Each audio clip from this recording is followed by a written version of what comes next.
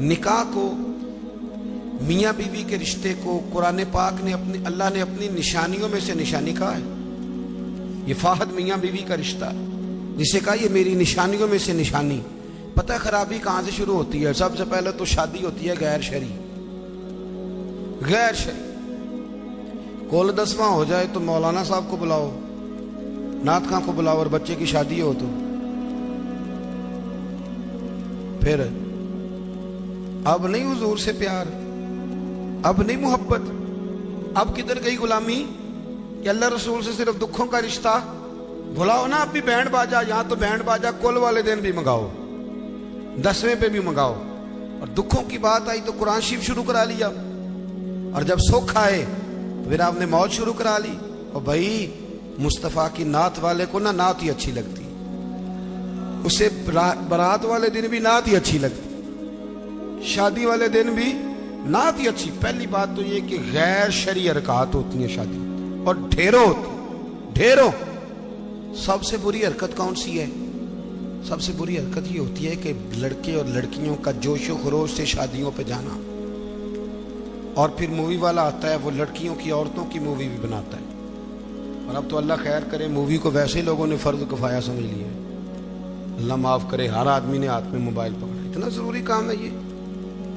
Movie بنتی ہے، مہندی ہوتی ہے، ناچ گانا ہوتا ہے، تماشے لگتے ہیں، پھر میں حیران ہوتا ہوں جوان لڑکیوں کے ہاتھوں میں پھول دے کے انہیں کھڑا کیا جاتا ہے کہ دولہا جب آئے تو پھول پھینکنا۔ دولہے کے ساتھ بوڑھے بوڑھے لوگ ہوتے ہیں کہ جوان لڑکے ہوتے ہیں؟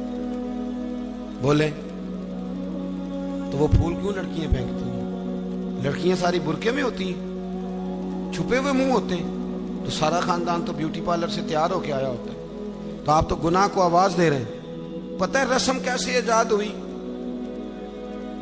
صاحب فتوح الشام نے لکھا ہے یہ لڑکیوں کے پھول پھینکنے کی رسم جب قادسیہ کے علاقے حضرت سعد بن ابی وقاص رضی اللہ تعالیٰ عنہ فتح کر رہے تھے، تو آپ ایک ایسے علاقے سے گزرے جس کی عمارتیں بڑی شاندار تھیں۔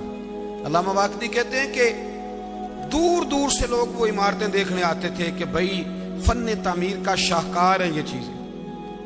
اس ایریے سے گزرنا تھا مسلمان فوج نے، تو عیسائیوں نے اور یہودیوں نے ایک چال چلی، انہوں نے عورتوں سے کہا خوبصورت لڑکیوں سے کہ پھول پکڑ لو، اور جب فوجی گزرے تو ان کے اوپر پھول پھینکنا، اگر 2-3 جرنل بھی تم تباہ کرنے میں کامیاب ہو گئی تو مسلمانوں کا ہم زیر کر لیں گے۔ پھول پھینکو، چھتوں پہ چڑھ گئی، اور چھتوں کی طرف نوجوانوں نے دیکھنا ویسے ہی ہے چونکہ شاہکار ہیں ہماری مناظر۔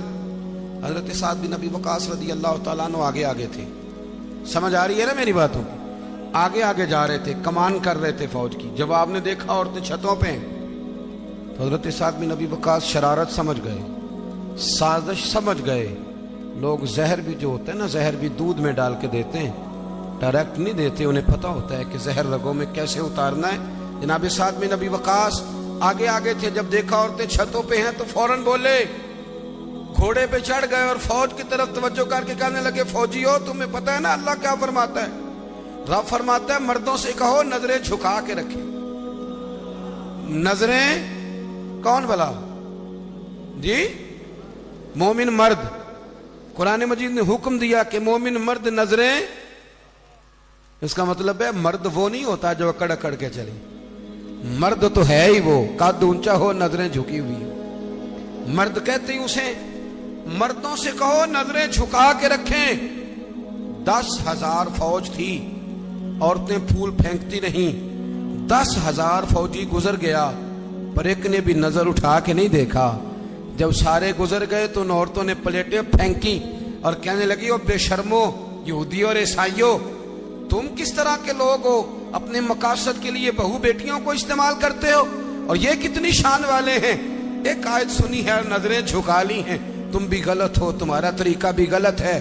آج کے بعد ہم مدینے والے رسول کا کلمہ پڑھیں گے، ہم مسلمان ہوا کریں گے۔ اور ہمارے ہاں شروع انہوں نے کی تھی، اور اللہ خیر فرمائے رنگ ہم نے پکڑ لیا اس کا۔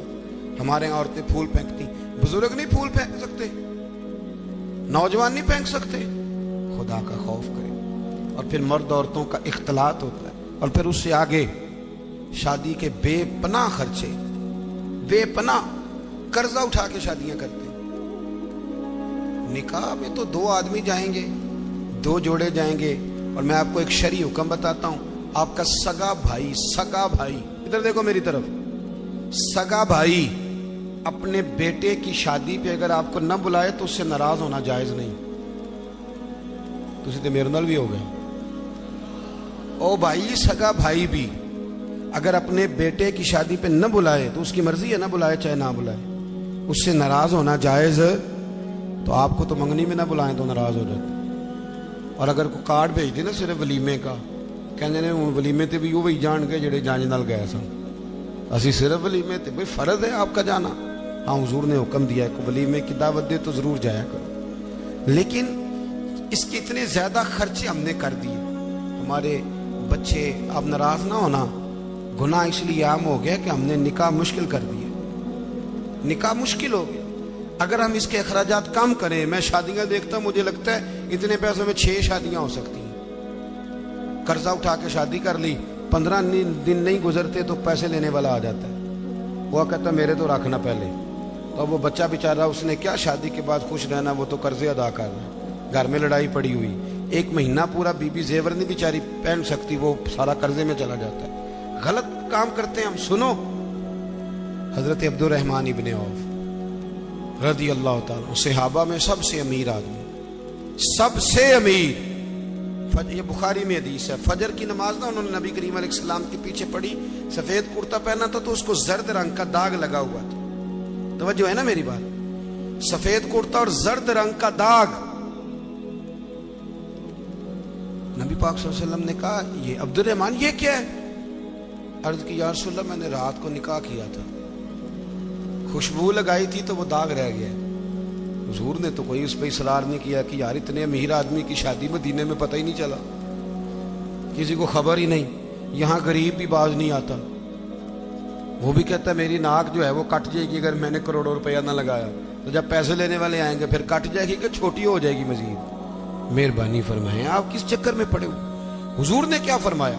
نبی کریم صلی اللہ علیہ وسلم فرمانے لگے نکاح کر لیا تو ولیمہ ضرور کرنا, چاہے 1 بکری ہی ذبح کرو. تو اپنے گھروں کے اندر سکون کا ماحول قائم کریں, شادی اور بیاہ کو حضور کی سنت کے دائرے میں لے کے آئیں.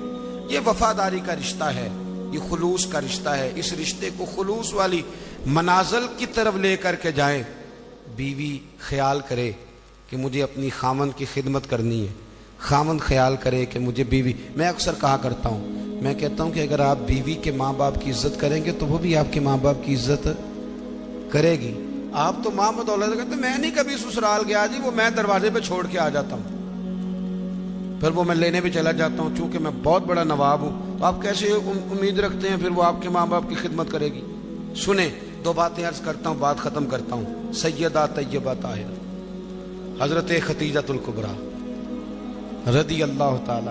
جب آدمی امیر ہو نا, غریب ہو جائے تو اس کے لیے بڑی مشکلات ہوتی. غریب امیر ہو جائے تو کوئی مشکل نہیں ہوتی. حضرت خدیجہ الکبریٰ مکے کی ملکہ تھی, 20 کنیزیں نوکرانیاں گھر میں کام کرتی. پھر سیدہ خدیجہ کلمہ پڑھ گئی, پھر مسلمان ہوئی, حضور سے نکاح ہوا. اگرچہ حضور نے اعلان نبوت بعد میں کیا, لیکن حضرت خدیجہ الکبریٰ رضی اللہ تعالیٰ عنہ کہتے میں تو اسی وقت, یہ کلمے کا معنی جو میں نے بیان کیا یہی سمجھ لیں, میں تو اسی وقت ہی سمجھ گئی تھی جب میرے غلام نے آ کے بتایا کہ بادل کے ٹکڑے سایہ کرتے, درخت ان پہ جھکتے ہیں. فرماتے میں تو اسی وقت ہی محبوب کی غلامی میں آ گئی. نکاح ہو گیا, حضور کی بارگاہ میں آ گئی. فرماتی ہیں میں نے نا ظہر کے وقت سارا مال حضور کی خدمت میں دیا, 20 کنیزیں, غلام, ظہر کے وقت, اور عصر سے پہلے پہلے محبوب نے ہر شے اللہ کے رستے میں تقسیم کر دی. یہ وقت بھی بطور تمثیل ہے کہ جتنا زور اثر کے درمیان وقت ہوتا ہے, اتنے وقت میں بانٹ دیا حضور نے سارا کچھ. اتنی امیر بی بی اور پھر وہ غریب ہو جائے. حضرت خدیجہ نے پھر وہ وقت بھی دیکھا کہ آپ کے کپڑوں کو 20 پیوند لگے ہوتے تھے, 20.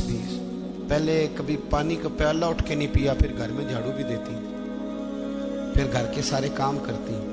ایک دن نا مسند امام احمد میں موجود ہے, کھانا پکا کے نا حضرت خدیجہ الکبریٰ کھانا پکا کے باورچی خانے سے نکلی تو کپڑے سارے پیوند سے بھرے ہوئے, پاؤں مبارک پر بھی گھر کے کام کاج کی وجہ سے بہت ساری چیزیں لگی ہوئی، پیر چوم رہی ہیں بہت ساری چیزیں. حضرت خدیجہ باورچی خانے سے کھانا پکا کے نکلی اور جب محبوب کریم کے سامنے رکھا تو حضور مسکرانے لگے، غور سے سیدہ کا چہرہ دیکھنے لگے. یا رسول اللہ کیا ہوا؟ تو محبوب فرمانے لگے خدیجہ آپ کے آنے سے پہلے جبریل آ گئے اور وہ عرض کر رہے تھے یا رسول اللہ خدیجہ کھانا لے کے آ رہی ہے اور جب وہ آ جائے تو اسے اس کے رب کا سلام کہہ دیجئے گا.